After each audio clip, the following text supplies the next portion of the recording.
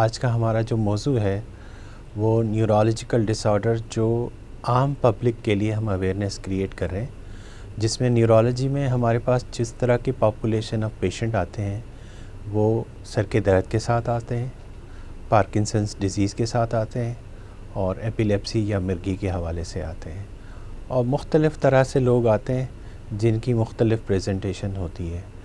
मगर कुछ बीमारियां न्यूरोलॉजी में ऐसी भी हैं जो आपको डिसेबल कर देती हैं, लॉन्ग स्टैंडिंग डिसेबल कर देते हैं, जिसमें स्ट्रोक भी शामिल है। अच्छा, स्ट्रोक की भी कई वजूहत होती हैं जिसकी वजह से लोग हमारे पास आ रहे होते हैं।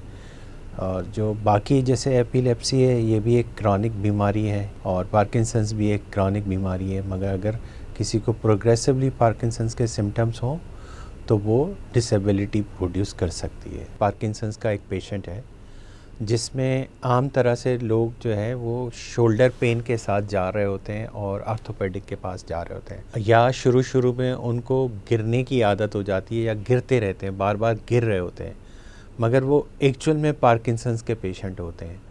पार्किंसंस में जो सबसे अहम चीज़ है वो राशा है और उनकी जो मूवमेंट है, फ़िज़िकल मूवमेंट, वो कम हो जाती है।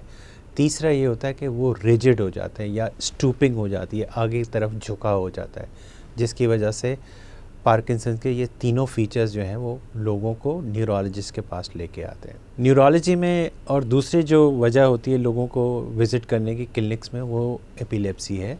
और एपिलेप्सी जो है वो कई तरह की है और एपिलेप्सी हर एज ग्रुप को अफेक्ट कर रही होती है, जिसमें न्यूनेटल एपिलेप्सी भी होती है, चाइल्डहुड एपिलेप्सी होती है, एडल्टहुड एपिलेप्सी होती है, और आखिरी जो इंसान सब उम्र में जब बढ़ जाता है या उम्र रसीदा हो जाता है, उनकी एपिलेप्सी भी हो सकती है कि उनको भी दौरे आ सकते हैं। तो एपिलेप्सी मुख्तलिफ़ एज ग्रुप में मुख्तलिफ़ तरह से प्रेजेंट हो रही होती है।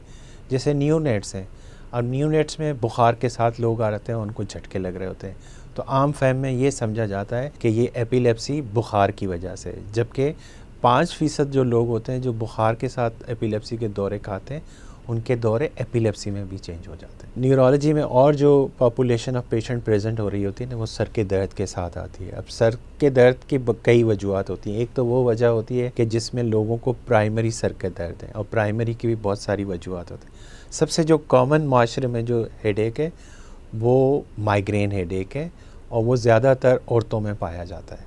और माइग्रेन हेडेक की भी कई वजह होती है, ट्रिगर्स होते हैं जो प्रोवोक हो रहे होते हैं, जिसकी वजह से लोग हमारे पास न्यूरोलॉजी में भी आ रहे होते हैं। सेकेंडरी हेडेक्स होते हैं, उसमें कई और वजूहत होती हैं, जैसे किसी को ब्रेन में ट्यूमर है, किसी को एन्यूरिज्म है, या उसके अचानक कोई शरीयान फट जाती है, ब्रेन हेमरेज हो जाता है, तो उसमें भी हेडेक के साथ लोग आ जाते हैं। तो हर हेडेक को हम एक अलग अंदाज से एवेल्यूएट कर रहे होते हैं, और हर हेडेक को एक तरह से नहीं देख रहे होते। किसी में न्यूरो इमेजिंग की ज़रूरत होती है, किसी में नहीं होती है, या किसी में सिर्फ ब्रीफ हिस्ट्री होती है जो हम उसे आइडेंटिफाई करें। स्ट्रोक एक ऐसी बीमारी है जिसमें दिमाग के अंदर बहुत सारे जो खलिए हैं वो मुतासर हो जाते हैं। वो क्यों मुतासर हो जाते हैं? या तो दिमाग के अंदर जो सर्कुलेशन होती है वो बंद हो जाती है, या जो शरियानें फट जाती हैं, जिसकी वजह से स्ट्रोक के लोग आ रहे होते हैं। अब स्ट्रोक हमला जब कर रहा होता है तो आपको पता नहीं चल रहा होता है, अचानक कमज़ोरी आ गई, किसी भी हाथ में या पाँव में हाथ